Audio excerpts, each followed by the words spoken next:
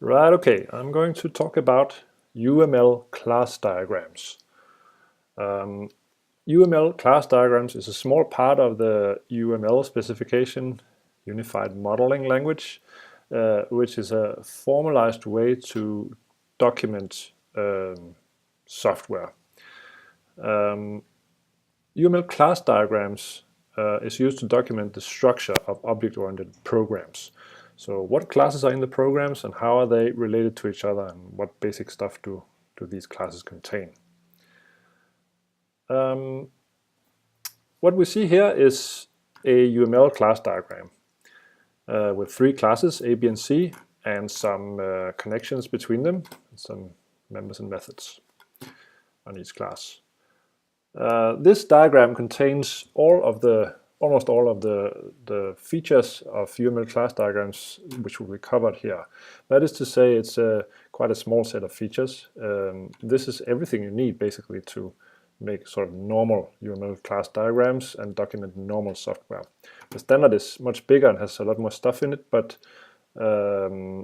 most of that is not necessary for the sort of average software developer. Only this, and it is quite simple in a way, and it's not a huge topic as such. So the first thing we see in this diagram is, of course, the classes themselves, and each class is as you can see, a box, a black box. So this one, of course, is a class. This one, of course, is a class, and this one, of course, is a class. And the top thing here is, of course, the class name. The next thing is something about these connections between the classes, and there are two in this diagram. There's an inheritance connection here, and here is an association connection. So let me just write that as well. Inheritance. Oh, that was pretty bad.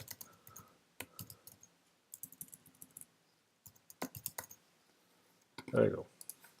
Yeah, so this arrow here, from one class to another, means that class C inherits from class B, so this non-filled arrow here.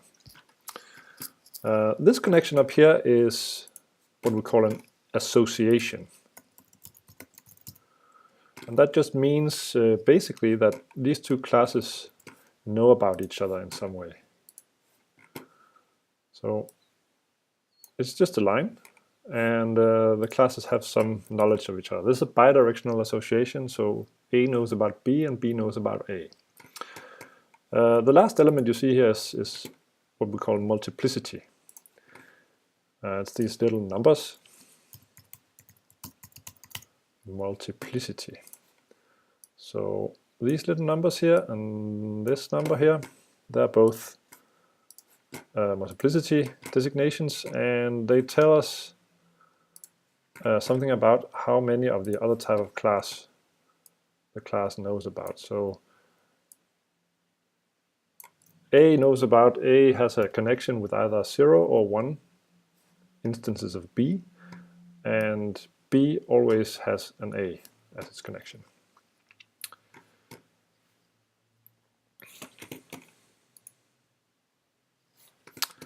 All right, let's look closer at these class boxes and what they contain, the basic element of UML diagrams. Oops.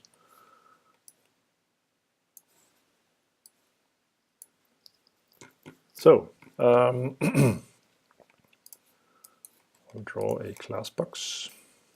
Actually, I'm just gonna grab it from here.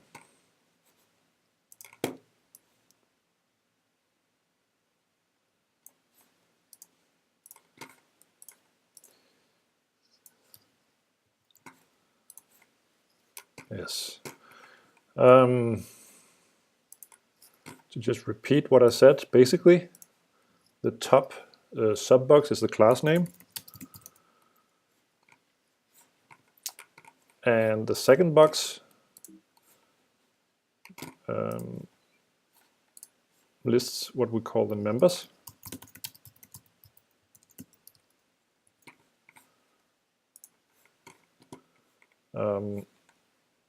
we also refer to these as variables, which is maybe something you heard more readily. So variables. Oh.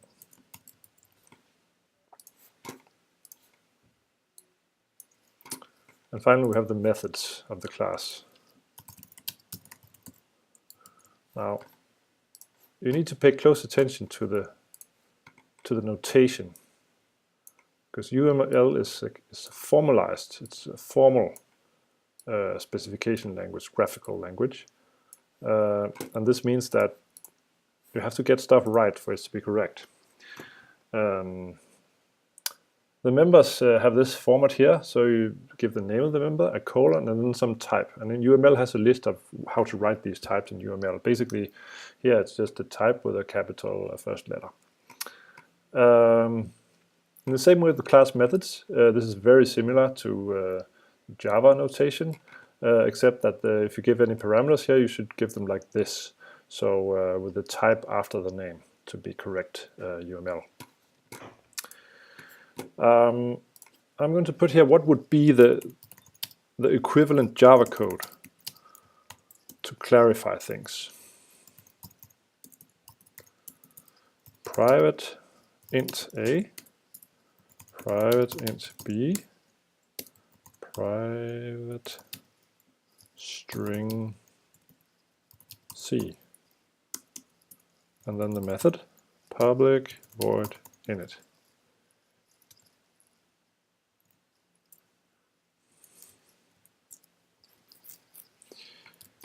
Yeah, so these are actually more or less equivalent. I mean, this is on the right side is of course some code that can be run. This on the left side is a diagram that just specifies the structure of the software. But you could call them equivalent.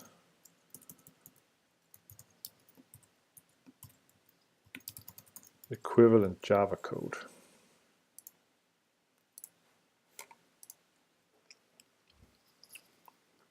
Yeah, so far so good. So those are the boxes, class boxes as I call them. The next thing we saw in the generic UML diagram at the beginning was inheritance and how to specify that.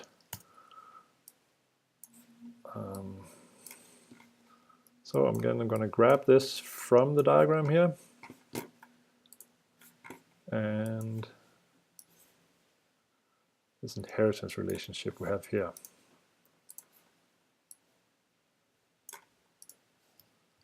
There. Yeah. So in UML notation, this just means, this arrow here just means that B is the base class and C is a class that derives from B, that inherits from B, as we say. In UML and in object-oriented programming in general, we use another term for this, which is generalization and specialization. And they're actually the same thing, except they go sort of the opposite direction, you could say. So here we can write generalization, and its directionality is like this. So going from C to B is a generalization. So B is a generalization of C. And conversely, vice versa, specialization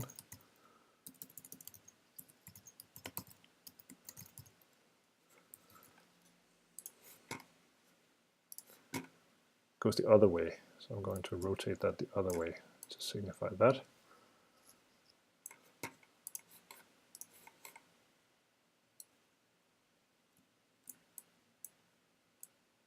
Yeah. So it goes from B to C, so B being the base class and C being the inherited class. C is a specialization of B. All of this meaning is in this arrow here. And like before, I'm going to put what would be the equivalent Java code here. It's very simple. We have a class called B with some content in it we don't care about right now. And then we have another class, C, and that is a specialization of B. And in Java we write extends B. like this.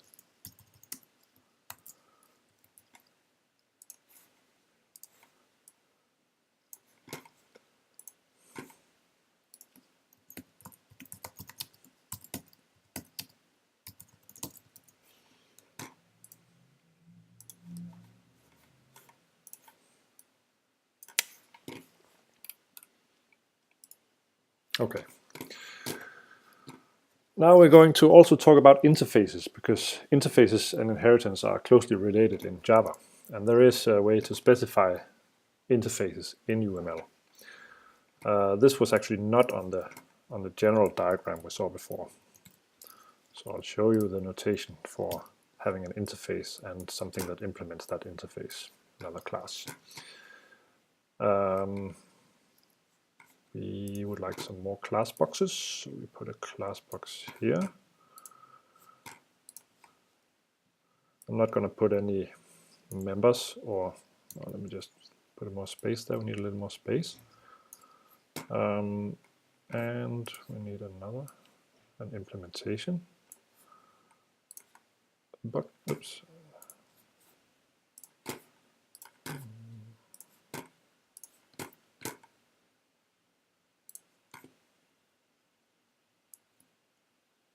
Okay.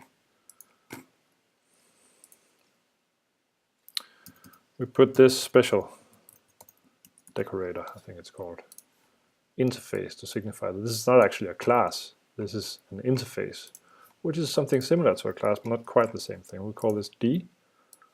D is not a class, it's an interface. And then we have another class. That's a class, sorry. A class called E. And let me see if I can get this right.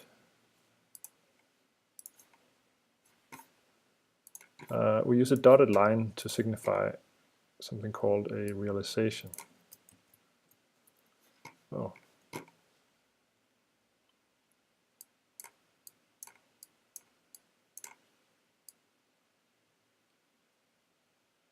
There.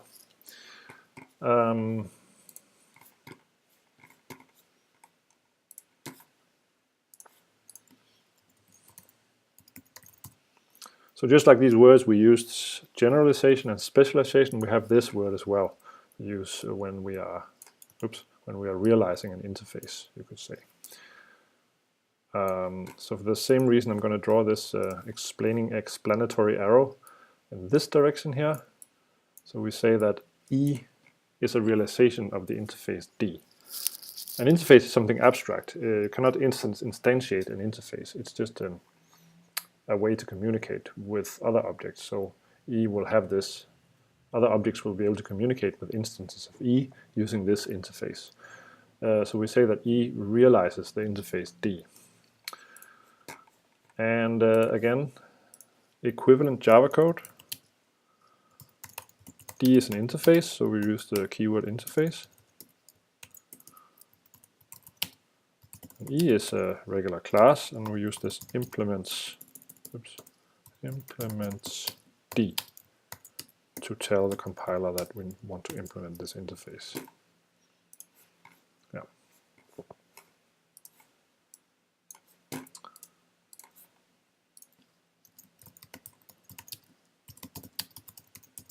Equivalent Java code. Yes.